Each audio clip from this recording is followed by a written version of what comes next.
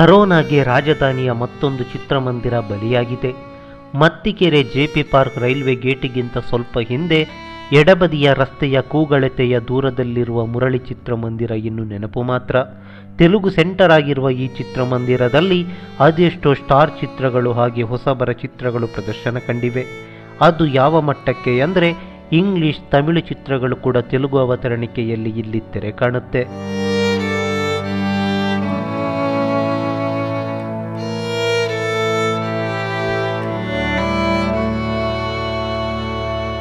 ಮುರಳಿ ಚಿತ್ರಮಂದಿರದ ಬಗ್ಗೆ ಹೇಳೋದಕ್ಕೆ ತುಂಬಾನೇ ಖುಷಿಯಾಗುತ್ತೆ.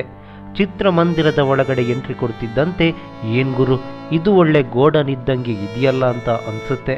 ಬಾಲ್ಕನಿ ಇಲ್ಲ, ಉದ್ದವಾದ ಎತ್ತರವಾದ ಅಗಲವಾದ ಒಳ್ಳೆ ಗೋಡನ್ ಥರ ಇದೆ.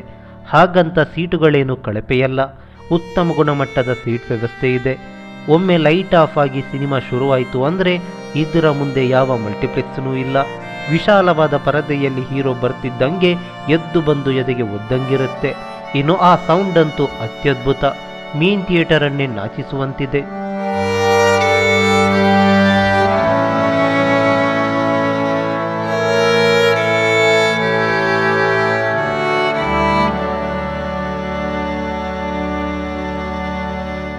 ಮುರಳಿ ತೆಲುಗು ಸೆಂಟರ್ ಆಗಿದ್ರೂ ಕೆಲವೊಮ್ಮೆ ಕನ್ನಡ ಚಿತ್ರಗಳು ಇಲ್ಲಿ ಪ್ರದರ್ಶನ ಕಂಡಿದೆ. ಬಾನನ್ನ ಪ್ರೀತಿಸು, ಅಶ್ವಮೇಧ, ಶ್ರೀ ಮಂಜುನಾಥ, ವಿಕ್ರಮ್, ಓಂ, ಇತ್ತೀಚೆಗೆ ನಾಗರಹಾವು, ನಟ ಸಾರ್ವಭೌಮ ಸೇರಿದಂತೆ ಅದೆಷ್ಟೋ ಕನ್ನಡ ಚಿತ್ರಗಳು ಇಲ್ಲಿ ತೆರೆ ಕಂಡಿದೆ. ಅಷ್ಟೇ ಅಲ್ಲದೆ ಯಜಮಾನ 100 ದಿನವನ್ನು ಪೂರೈಸಿದ್ರೆ ದುನಿಯಾ ಅರ್ಧಶತಕ ಬಾರಿಸಿದೆ.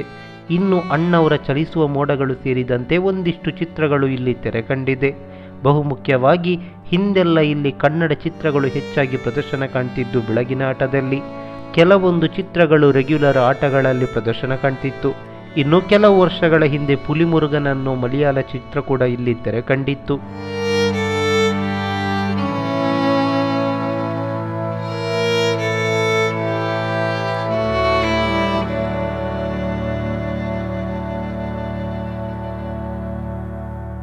ಹೀಗೆ ಹಲವು ವರ್ಷಗಳ ಕಾಲ ಚಿತ್ರ ಪ್ರೇಮಿಗಳನ್ನು ರಂಜಿಸಿದ್ದ ಮುರಳಿ ಗೋಕುಲ ಚಿತ್ರಮಂದಿರ ಕರೋನಾದ ಸುಳಿಗೆ ಬಲಿಯಾಗಿದೆ.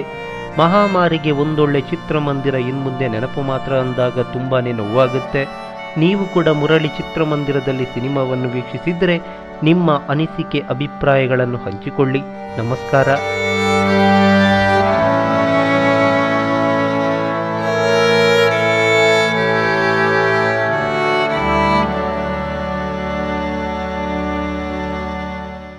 ತುಳುವಿನಲ್ಲೊಂದು ಕಿರುಚಿತ್ರ ರಿಲೀಸ್ ಆಗಿದೆ.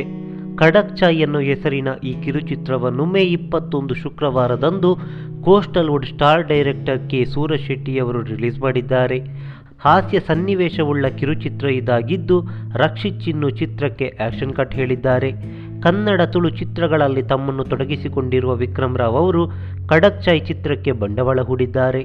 ನಾವಂತೂ ಚಿತ್ರವನ್ನು ಕಣ್ತುಂಬಿಕೊಂಡು ಮೆಚ್ಚಿಕೊಂಡಿದ್ದೀವಿ. ನೀವು ಕೂಡ ಚಿತ್ರವನ್ನು ವೀಕ್ಷಿಸಿ ಬೆಂಬಲಿಸ್ತೀರಾ ತಾನೆ? ಈ ಮಾಹಿತಿ ನಿಮಗೆ ಇಷ್ಟವಾಗಿದ್ರೆ ಲೈಕ್ ಮಾಡಿ, ಶೇರ್ ಮಾಡಿ, ಹಾಗೆ ನಿಮ್ಮ ಅನಿಸಿಕೆ ಅಭಿಪ್ರಾಯಗಳನ್ನು ಕಾಮೆಂಟ್ ಬಾಕ್ಸ್ ನಲ್ಲಿ ಬರೆಯಿರಿ. ನೀವು ನಮ್ಮ ಕೋಸ್ಟಲ್ ಕನ್ನಡ ಯೂಟ್ಯೂಬ್ ಚಾನಲ್ಗೆ ಸಬ್ಸ್ಕ್ರೈಬ್ ಆಗಿಲ್ಲ ಅಂದ್ರೆ ದಯವಿಟ್ಟು ತಕ್ಷಣವೇ ಸಬ್ಸ್ಕ್ರೈಬ್ ಬಟನ್ಗೆ ಕ್ಲಿಕ್ ಮಾಡಿ. ಹಾಗೆ ನಮ್ಮ ಪ್ರತಿ ಅಪ್ಡೇಟ್ಸ್ಗಳನ್ನ ಶೀಘ್ರದಲ್ಲೇ ತಿಳಿಯಲು ಪಕ್ಕದಲ್ಲಿರೋ ಬೆಲ್ ಐಕಾನ್ಗೆ ಕ್ಲಿಕ್ ಮಾಡಿ. ಹಾಗೆ ನಮ್ಮ ಹೆಚ್ಚಿನ ಅಪ್ಡೇಟ್ಸ್ಗಳಿಗಾಗಿ ಕೋಸ್ಟಲ್ ನೆಟ್ವರ್ಕ್ ಫೇಸ್ಬುಕ್ ಪೇಜ್ಗೆ ವಿಸಿಟ್ ಮಾಡಿ. ಧನ್ಯವಾದಗಳು.